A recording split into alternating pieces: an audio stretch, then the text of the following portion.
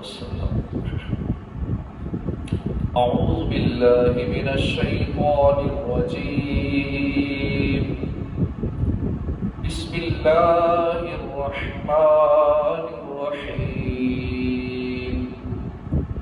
وَلَقَدْ أَرْسَلْنَا رُسُلًا مِّن قَبْلِكَ وَجَعَلْنَا لَهُمْ أَزْوَاجًا وَذُرِّيَّةً وَمَا كَانَ لِرَسُولٍ أَن يَأْتِيَ بِآيَةٍ إِلَّا بِإِذْنِ اللَّهِ لِكُلِّ أَجَلٍ كِتَابٌ يَمْحُو اللَّهُ مَا يَشَاءُ وَيُثْبِتُ وَعِندَهُ أُمُّ الْكِتَابِ۔ اللہ کے نام سے شروع جو نہایت مہربان رحمت والا۔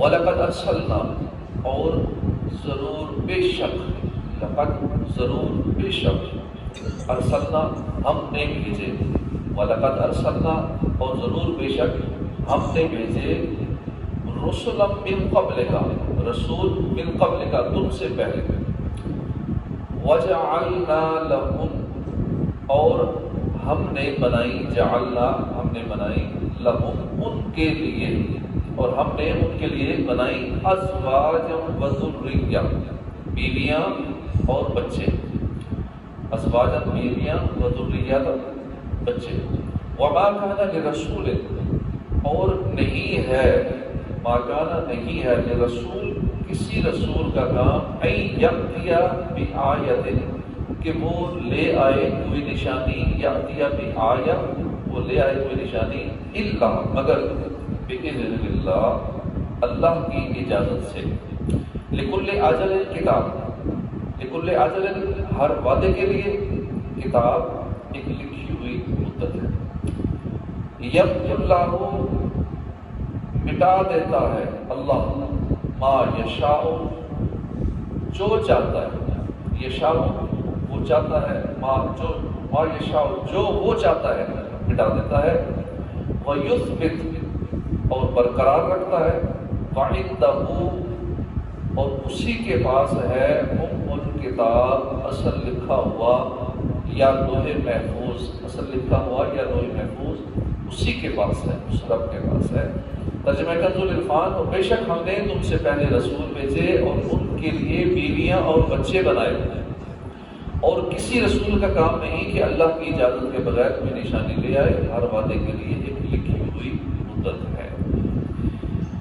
اس آیت میں کفار کی طرف سے نبی اکرم صلی اللہ علیہ وسلم کی نبوت پر کیے گئے اعتراضات کے جواب دیے گئے، یعنی کیسے بدبخت تھے کہ نبیوں کے سردار، کائنات کی سب سے بہترین شخصیت پر اعتراضات کرتے تھے، ایسی ہستی جس میں عیب ہی کوئی نہیں ہے اس ذات پہ اعتراضات کرتے تھے، نہیں آپ میں یہ ہے تو یوں ہے، یہ کافر لوگ کرتے تھے۔ نبی پہ اعتراض کرنا یا نبی کی شان پہ باتیں کرنا یہ کافر کرتا ہے، مسلمان کا کام نہیں۔ تو جب حضور کی ذات پہ جن میں عیب تھا ہی نہیں ان پہ لوگ اعتراضات کرتے تھے، تو ہم اور آپ کس شمار میں ہیں؟ تو اگر ہمارے خلاف بھی جو لوگ باتیں کریں، کچھ کریں، تو پریشان نہیں ہونا چاہیے کہ شروع سے چلا آ رہا ہے، لوگوں کی عادت ہے کہ حسد کرتے ہیں، بغض و کینہ کرتے ہیں، اعتراضات کرتے ہیں، نقص نکالتے ہیں، تو یہ تو نبیوں کے ساتھ بھی ایسا ہوتا رہا ہے۔ نبیوں کے سردار صلی اللہ علیہ وآلہ وسلم کی ذات کے بارے میں کافر اعتراضات۔ اب کیا اعتراضات تھے ان کے؟ پہلا اعتراض، اللہ تعالیٰ مخلوق کی طرف جو بھی رسول بھیجے تو اس کا فرشتوں میں سے ہونا ضروری ہے۔ اب یہ کافر کہہ رہے ہیں کہ رسول فرشتوں میں سے ہونا چاہیے، یہ ان کا اعتراض تھا۔ آپ تو انسان ہیں، آپ تو ہم جیسے ہیں، معذرت ہمارے جیسے، آپ رسول کیسے ہو سکتے ہیں؟ اس کا جواب یہ دیا گیا کہ رسول اکرم صلی اللہ علیہ وآلہ وسلم سے پہلے جتنے انبیاء کرام گزرے ہیں، کم و بیش 1,24,000 پیغمبر، کم و بیش کہنا چاہیے، کیونکہ اگر فکس کہہ دیا ہو سکتا ہے کوئی نبی زیادہ ہو تو اس زیادہ کا انکار ہو جائے گا، کسی ایک نبی کا بھی انکار کرنا کفر ہے، اور اگر کم کہہ دیے یا 1,24,000 کہا اور وہ کم ہو گئے تو بھی ٹھیک نہیں ہے۔ تو اس لیے کم و بیش جب بھی انبیاء کا لفظ یوز کرے کم و بیش کے، کم و بیش 1,24,000۔ تو جتنے بھی انبیاء گزرے ہیں وہ سارے انسان ہی تھے، فرشتے نہیں تھے۔ اس آیت کے اندر اللہ نے کافروں کے اس اعتراض کا یہ جواب دیا کہ تم کہتے ہو فرشتے نبی ہوتے یا حضور صلی اللہ علیہ وآلہ وسلم رسول ہیں تو فرشتوں میں سے ہونا ضروری تھا. تو ایک تو یہ جواب دیا کہ نہیں، پہلے جتنے نبی رسول گزرے ہیں سارے انسان تھے، فرشتے نہیں. جب گزشتہ انبیاء کے انسان ہونے کی وجہ سے ان کی نبوت پر کوئی اعتراض نہیں، تو رسول کریم صلی اللہ علیہ وآلہ وسلم کے انسان ہونے کی وجہ سے ان کی نبوت پر اعتراض کیوں؟ یہ اللہ پاک نے ان کافروں کو جواب دیا. دوسرا اعتراض وہ یہ کرتے تھے کہ اگر یہ اللہ کے رسول ہوتے تو کثیر عورتوں سے نکاح کیوں کیا؟ زیادہ عورتوں سے نکاح نہ کرتے، بلکہ عورتوں سے اعراض کرتے، زہد و تقوی اختیار کرتے، شادی نہ کرتے، اس طرح زہد کی حالت میں زندگی گزارتے. اس کا جواب یہ دیا گیا قرآن پاک کی اس آیت کے اندر کہ پہلے جتنے بھی نبی گزرے ہیں سب نے کئی شادیاں کی، ان کی کئی بیویاں تھیں اور ان کی اولاد بھی تھی. حضرت سلیمان علیہ السلام کی 300 بیویاں تھیں اور 700 باندیاں تھیں، ملا جلا کے 1000 ہو گئی. 300 بیویاں اس کے باندی جو ہے وہ بھی اس بیوی کی طرح، تو 300 بیویاں سلیمان علیہ السلام کی اور 700 باندیاں. حضرت داؤد علیہ السلام کی 100 بیویاں تھیں. جب بیویوں کی اتنی کثیر تعداد کے باوجود ان کی نبوت میں فرق نہیں آیا تو حضور انور صلی اللہ علیہ وآلہ وسلم کی چند ازواج مطہرات کی وجہ سے ان کی نبوت میں کیسے فرق آ سکتا ہے؟ یہ ان کو جواب دیا گیا. اب ایک اور اعتراض یہ کرتے تھے کہ اگر یہ اللہ کے رسول ہیں تو پھر ہم ان سے جو معجزہ بھی طلب کریں، یعنی جو ہم کہیں وہ ان کو دکھانا چاہیے. حالانکہ معجزات تو بے شمار ہیں، اللہ کے پیارے حبیب صلی اللہ علیہ وآلہ وسلم کی بے شمار معجزات ہیں، لیکن وہ کہتے تھے جو ہم کہیں وہ ہوتا، ہماری مرضی کا معجزہ ہونا چاہیے. یعنی بندوں کو بندہ کبھی خوش نہیں کر سکتا. اب جو بھی کرتے رہے لوگ اعتراض کریں گے، نہیں ایسے نہیں، یوں ہوتا، اب ان کی مرضی کے مطابق چلنا پڑے گا. اس لیے زندگی میں ہمیں یہ بات بالکل دماغ سے نکال دیں کہ لوگ کیا کہیں گے. ہم نے یہ دیکھنا ہے کہ اللہ اس کا معبود کیا کہے گا، شریعت کو دیکھنا ہے، باقی لوگوں کی پرواہ نہیں کرنی. ہم ساری زندگی لوگوں کے لیے گزارتے رہتے ہیں، ساری زندگی لوگوں کو خوش کرنے کے لیے گزارتے رہتے ہیں اسی ٹینشن میں، اور اپنی زندگی نہیں جیتے کہ خوش میں نے کیسے جینا ہے. بس جیسے لوگ اپنا ریموٹ کنٹرول لوگوں کے ہاتھ میں دیا ہوتا ہے، لوگ کیا کہیں گے اس کو چھوڑیں، صرف یہ دیکھیں اللہ اس کا معبود کیا کہے گا. ورنہ لوگ کبھی خوش نہیں ہوتے، اعتراض لازمی کرتے ہیں. اچھا کام کریں، برا کام کریں، جو بھی کریں وہ اعتراض لازمی کریں گے. اس کے بے شمار مثالیں. مزید وہ اعتراض کرتے تھے کہ یہ جو میں نے عرض کیا کہ ہماری مرضی کا معجزہ، جو ہم معجزہ طلب کریں وہ انہیں دکھانا چاہیے. لہذا جب معاملہ اس کے خلاف نظر آیا تو ہم نے جان لیا کہ وہ اللہ کے رسول نہیں، جو کہ ہم جو کہتے ہیں نا وہ معجزہ نہیں دکھاتے. اس کا جواب یہ دیا گیا کہ دلیل دینے اور عذر ظاہر کرنے کے لیے ایک معجزہ دکھا دینا ہی کافی ہے. ایک یا ایک سے زیادہ معجزات دکھانا اللہ کی مشیت پر موقوف ہے. اللہ چاہے تو دکھائے، اس کی مرضی ہے. اللہ کسی کے پابند تو نہیں ہے کہ تمہاری مرضی کے مطابق معجزات اللہ پاک دے. اگر وہ چاہے تو زیادہ معجزات ظاہر فرما دے، چاہے تو ظاہر نہ فرمائے. لہذا کسی کو حق نہیں ہے اس پہ اعتراض کرے کہ نبی ہماری مرضی کا معجزہ دکھائے. چوتھا اعتراض، حضور کو نور صلی اللہ علیہ وسلم نے کفار کو اس بات سے ڈرایا تھا کہ اللہ کی طرف سے کفار پر عذاب نازل ہوگا اور مسلمانوں کی مدد کی جائے گی. لیکن جب وہ عذاب مؤخر ہوا، عذاب ابھی تک نازل نہیں ہوا اور اس کی کوئی نشانی کفار کو نظر نہ آئی، تو نبی کریم صلی اللہ علیہ وسلم کی نبوت پر طعن کرنے لگے اور کہنے لگے کہ اگر یہ سچے نبی ہوتے تو ان کا جھوٹ ظاہر نہ ہوتا. یہ تو کہتے عذاب نازل ہوا، ابھی تک تو نہیں نازل ہوا، ابھی تک تو کچھ نہیں ہوا. اس کا جواب یہ دیا گیا کہ کفار پر عذاب نازل ہونا اور اللہ کے مقبول بندوں کے لیے فتح و نصرت کا ظاہر ہونا اللہ تعالی نے معین وقت کے ساتھ خاص کر دیا ہے. یہ نہیں کہ ابھی نازل ہوگا یا جب تم چاہتے ہو، ابھی تو جلدی نازل نہیں ہوا، دیر کیوں ہو گئی ہے. یہ اللہ جانتا ہے کس وقت میں نے کس پہ عذاب نازل کرنا ہے. اس کے لیے اللہ کے پاس ایک خاص وقت ہے، اس کے ساتھ خاص فرما دیا. اور ہر نئے ہونے والے کام کا ایک وقت معین ہے. لہذا مخصوص وقت آنے سے پہلے وہ نیا کام ظاہر نہ ہوگا۔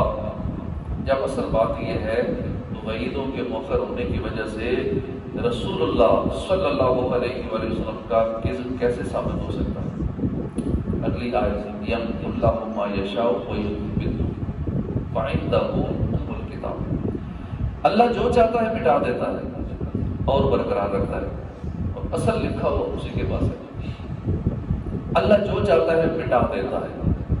حضرت سعید بن جبیر اور حضرت قتادہ رضی اللہ تعالیٰ عنہما اس آیت کی تفسیر کے اندر فرماتے ہیں کہ اللہ تعالیٰ جن احکام کو چاہتا ہے منسوخ فرماتا ہے اور جنہیں چاہتا ہے باقی رکھتا ہے۔ حضرت سعید بن جبیر رضی اللہ عنہ کا ایک قول یہ بھی ہے کہ بندوں کے گناہوں میں سے اللہ جو چاہتا ہے مغفرت فرما کر مٹا دیتا ہے، جو چاہتا ہے اس کو ثابت رکھتا ہے، برقرار رکھتا ہے، کیونکہ ہم جو بھی گناہ کرتے ہیں وہ لکھے جاتے ہیں۔ کئی انداز ہمارے پاس جو فرشتے ہیں یہ بھی لکھتے ہیں ہمارے نیک اور برے اعمال کو، اور پھر لوہے محفوظ میں بھی ہر چیز ہمارا ریکارڈ ہو رہی ہے، ایک ایک چیز ریکارڈ ہو رہی ہے، ہر طرح کی آڈیو ویڈیو ریکارڈنگ ہو رہی ہے، اور کئی انداز میں ہماری ایک ایک عمل کی ریکارڈنگ ہو رہی ہے، جو اندر دل میں سوچ رہے ہیں وہ بھی ریکارڈنگ ہو رہی ہے کہ اس وقت بندے کے دل میں کیا خیالات جا رہے ہیں، دل و دماغ میں بندہ سوچ کیا رہا ہے، کس کے بارے میں سوچ رہا ہے، اچھا سوچ رہا ہے، برا سوچ رہا ہے، گندا سوچ رہا ہے، کیا سوچ رہا ہے، اس پہ بھی پکڑ ہوگی، دل کی بھی پکڑ ہوتی ہے کہ دل میں اس کے کیا معاملات چل رہے ہیں۔ تو ہر چیز اندر کی باہر کی یہ ساری ریکارڈنگ ہو رہی ہے۔ تو اللہ کے بارگاہ میں، اللہ کی بارگاہ میں مطلب وہ اگر بندہ سچی توبہ کر لیتا ہے تو وہ چاہتا ہے تو گناہ کو مٹا دیتا ہے، جب مغفرت فرماتا ہے تو چاہتا ہے ثابت رکھتا ہے اس کو۔ حضرت اکرمہ رضی اللہ تعالیٰ عنہ کا قول ہے کہ اللہ تعالیٰ توبہ سے جس گناہ کو چاہتا ہے مٹا دیتا ہے، جیسے صغیرہ گناہ، چھوٹے موٹے جو گناہ ہوتے ہیں، جب بندہ نماز ہی پڑھنے آتا ہے تو چھوٹے گناہ اللہ تعالیٰ مٹا دیتا ہے، لکھیوں میں ختم کر دیتا ہے۔ اور کئی ایسے اعمال ہیں نیکیاں ہیں جسے چھوٹے گناہ ساتھ ساتھ ڈیلیٹ ہوتے رہتے ہیں، اور اس کی جگہ نیکیاں قائم فرماتا ہے۔ اس آیت کی تفسیر میں ان کے علاوہ اور بھی کئی اقوال ہیں۔ وَعِندَهُ أُمُّ الْكِتَابِ، اور اصل میں جو لکھا ہوا ہے وہ اسی کے پاس ہے۔ ایک قول یہ ہے کہ آیت میں مذکور ام الکتاب سے مراد اللہ کا علم ہے جو کہ ازل سے ہی ہر چیز کا احاطہ کیے ہوئے۔ دوسرا قول یہ ہے کہ ام الکتاب سے لوح محفوظ مراد ہے جس میں تمام کائنات عالم میں ہونے والے جملہ حوادث اور واقعات اور تمام اشیاء لکھی ہوئی ہیں اور اس میں کوئی تبدیلی نہیں ہوتی۔ ہمارے بزرگان دین نیک اعمال کی کثرت کے باوجود اپنی سعادت مندی اور بدبختی سے متعلق بہت فکر مند رہتے تھے کہ پتہ نہیں میرے بارے میں لوح محفوظ میں کیا لکھا ہوا ہے۔ اللہ کے نیک لوگ جو دن رات نیکیوں میں گزارتے تھے وہ ڈرتے رہتے تھے کہ پتہ نہیں اللہ کی بارگاہ میں میرے بارے میں کیا لکھا ہوا ہے، کہ میں سعید ہوں یا بدبخت ہوں، لوح محفوظ میں میرے بارے میں کیا لکھا ہوا ہے مجھے کچھ نہیں پتا، بس یہی ٹینشن سارے زندگی رہتے تھے۔ چنانچہ حضرت ابو عثمان نہدی رضی اللہ عنہ فرماتے ہیں کہ حضرت عمر بن خطاب رضی اللہ عنہ خانہ کعبہ کا طواف کر رہے تھے، میں نے انہیں یہ کہتے سنا، فاروق اعظم کو جو قطعی جنتی ہیں ان کو یہ کہتے ہوئے سنا، اے اللہ اگر تو نے مجھے سعادت مندوں میں لکھا ہے تو مجھے ان میں برقرار رکھ، اور اگر مجھے بدبختوں میں لکھا ہے تو میرا نام بدبختوں کی فہرست سے مٹا دے، مجھے سعادت مندوں میں لکھ دے، کیونکہ تو جو چاہے مٹاتا ہے، جو چاہے تو برقرار رکھتا ہے، اور اصل لکھا ہوا یا اللہ تیرے پاس ہے۔ ہمیں بھی یہ دعا کرتے رہنا چاہیے، یا اللہ اگر ہمارے بارے میں کچھ برا لکھا ہوا ہے، بدبختوں میں نام لکھا ہے، یا اللہ مٹا دے، لوح محفوظ میں ہمارا نام جنتیوں میں لکھ دے، ہمارا نام نیک لوگوں میں لکھ دے، سعادت مندوں میں نام لکھ دے، اللہ تو جو چاہتا ہے مٹا سکتا ہے، تیرے ہاتھ میں سب کچھ ہے۔ یہ دعا ہمیں بھی مانگتے رہنا چاہیے۔ حضرت عامش رحمۃ اللہ علیہ فرماتے ہیں کہ میں نے حضرت شقیق رحمۃ اللہ علیہ کو اس طرح کہتے ہوئے سنا کہ اے اللہ اگر تو نے ہمیں اپنے پاس بدبختوں میں لکھا ہے تو ہمارا نام وہاں سے مٹا دے اور ہمیں سعادت مندوں میں لکھ دے، یا اللہ ہمیں سعادت مندوں میں لکھ دے اگر ہمارا نام بدبختوں میں لکھا ہے، اور اگر تو نے ہمیں سعادت مندوں میں لکھا ہے تو ہمیں اس پر برقرار رکھ دے، یا اللہ اگر لوح محفوظ میں تو نے ہمیں سعادت مندوں میں لکھا ہے تو اس پر نام کو برقرار رکھ دے، کیونکہ تو جو چاہے مٹاتا ہے، جو چاہے تو برقرار رکھتا ہے، یا اللہ اصل لکھا ہوا تو تیرے پاس ہے۔